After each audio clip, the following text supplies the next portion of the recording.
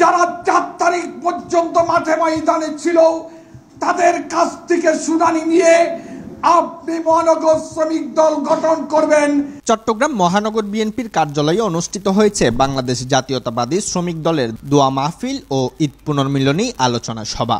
গত শুক্রবার বিকেল 5টায় নসিমন ভবন জামে মসজিদে শহীদ রাষ্ট্রপতি জিয়াউর রহমানের আত্মার মাগফেরাত এবং বিএনপি চেয়ারপারসন বেগম খালেদা জিয়ার সুস্থতা ও দলের ভারপ্রাপ্ত চেয়ারম্যান তারেক রহমানের নেতৃত্বে বাংলাদেশে গণতন্ত্র পুনরুদ্ধার কামনায় দোয়া অনুষ্ঠিত হয়।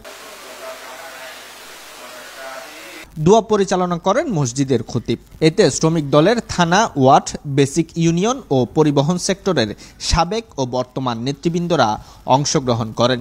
পরবর্তীতে কার্যালয়ে অনুষ্ঠিত আলোচনা সভায় সভাপতিত্ব করেন শ্রমিক নেতা মোহাম্মদ মিজানুর রহমান।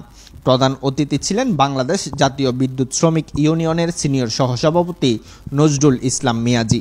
প্রধান বক্তা ছিলেন আহমদুল্লাহ। বক্তব্য রাখেন বাংলাদেশ জাতীয়তাবাদী সড়ক পরিবহন শ্রমিক দল চট্টগ্রাম মহানগরের সিনিয়র যুগ্ম সাধারণ সম্পাদক মোহাম্মদ মফিজ।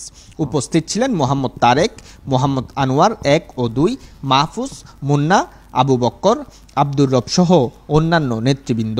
যারা 4 তারিখ পর্যন্ত মাঠে ময়দানে ছিল তাদের কাছ থেকে শুনানি নিয়ে আপনি মহানগর শ্রমিক দল গঠন করবেন। আমি নজরুল ইসলাম মিয়াজি আপনার কাছে আবেদন করতে চাই, আপনি ন্যায় বিচার করবেন। ন্যায় বিচার জানেন, আপনি একজন ন্যায় বিচারক।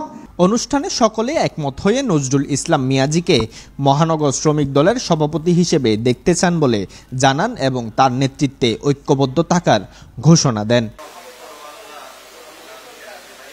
নিউজ ডেস্ক, দৈনিক আজাদী।